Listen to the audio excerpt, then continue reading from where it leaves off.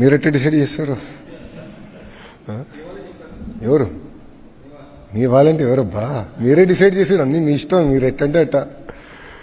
ఒకటా రెండో నాలుగు మీరే చెప్పేసండి మళ్ళా. ఓకే, మా మీడియా మిత్రులందరికీ నమస్కారం. చరిత్ర సృష్టించాలన్నా, చరిత్ర తిరిగి రాయాలన్నా అది కేవలం ఒక చంద్రబాబు నాయుడు గారితోనే సాధ్యం. 2014 నుంచి 19 మధ్యలో మీరు ఒకసారి చూస్తే ఆనాటి India's largest FDI investment in automotive sector కియాని తీసుకొచ్చారు. ఇప్పుడు ఆ చరిత్ర మళ్ళీ తిరిగి రాస్తున్నాం.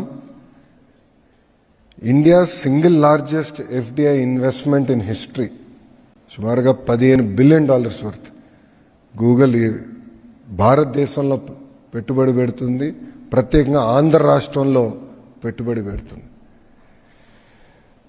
ఇది Google's largest data centre out side of US, the largest data centre. ఇదేంటంటే అనేక దేశాలు కూడా వాళ్ళు ఇవాల్యుయేట్ చేశారు.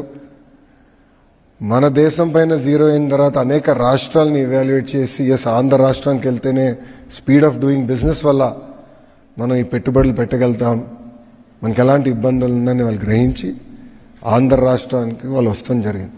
ఇది కేవలం ఆంధ్ర రాష్ట్ర గెలుపు కాదు, భారతదేశం గెలిచింది.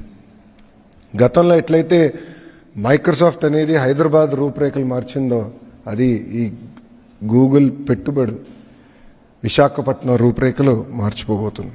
ఇది కేవలం ఒక డేటా సెంటర్ గురించే కాదు, కేబుల్ ల్యాండింగ్ స్టేషన్ ఉంటుంది, రెన్యూబుల్ ఎనర్జీ ఉంటుంది, ఏఐకి సంబంధించిన అనేక కంపెనీలు కూడా విశాఖపట్నానికి వస్తాయి.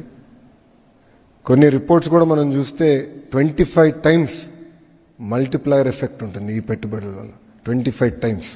అలాంటి ఎకనామిక్ యాక్టివిటీ ఒక విశాఖపట్నంలోనే గూగుల్ చేయబోతుంది. ఈ ఒక్క పెట్టుబడి వల్ల మా అంచనా సుమారుగా 1,88,000 మందికి డైరెక్ట్గా ఇండైరెక్ట్గా ఉద్యోగాలు కల్పించగలుగుతాం. లోకల్ ఎకానమీలో సుమారుగా 48,000 కోట్ల 5 సంవత్సరాల ఇంపాక్ట్ ఉంటుంది ఒక లోకల్ ఎకానమీ ఏమైనా. ఇదంతా మీరు చూస్తే మొదటి మీటింగ్ నేను సెప్టెంబర్ 2024లో గూగుల్ ప్రతినిధులు విశాఖపట్నానికి వస్తే వాళ్ళని హోటల్లో నేను లంచ్ ఆర్గనైజ్ చేసి నేను నా కారులో ఆనాడు అక్కడ తీసుకెళ్ళి ఎక్కడైతే ఆ డేటా సెంటర్ వస్తున్నా స్థలం వాళ్ళు కూడా చూపిస్తాం జరిగింది. కరెక్ట్గా ఒక నెలలో తర్వాత నేను యుఎస్కి వెళ్ళా, మీ అందరూ తెలుసు, అక్కడ గూగుల్ క్లౌడ్ లీడర్షిప్ని కూడా నేను కలుస్తాం జరిగింది.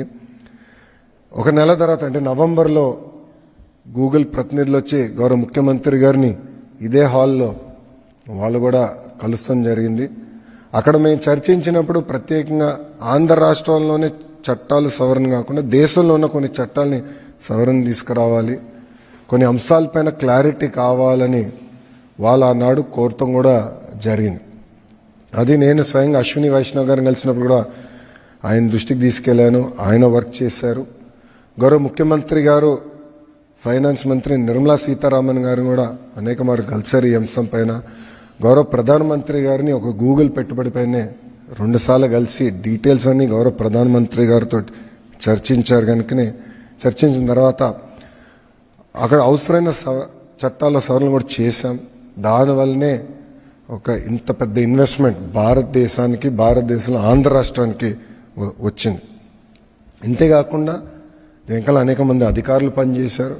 మా ఐటీ సెక్రటరీ భాస్కర్ గారు కానివ్వండి, గౌరవ ముఖ్యమంత్రి గారి ఆఫీస్లో కార్తిక మిశ్రా కానివ్వండి, వీళ్ళందరూ కలిసికట్టుగా పనిచేసి ఎక్కడ, ఎందుకంటే ఇది బయటకు వస్తే ఇతర రాష్ట్రాలతో కూడా మనం పోటీ పడతాం, వాళ్ళు ఎక్కడ పట్టుకెళ్తారని చాలా అండర్ ద ర్యాప్స్ పెట్టి ఒక కాంక్రీట్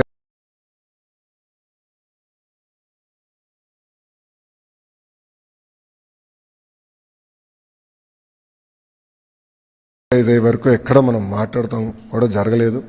చాలా జాగ్రత్తగా చేసుకుంటూ వచ్చి నర్చర్ చేసి ఈ ఇన్వెస్ట్మెంట్ని విశాఖపట్నానికి తీసుకొస్తాం జరిగింది. ఆంధ్ర రాష్ట్రం సాధించింది, భారతదేశం సాధించింది. ఇది ఒక మాటలో చెప్పాలని అందరం గర్వపడాల్సిన అవసరం ఉంది. ఈరోజు మీరు ప్రపంచంలో ఎక్కడ చూసినా, పేపర్లు ఎక్కడ చూసినా కూడా భారతదేశం గురించి మాట్లాడుతున్నారు.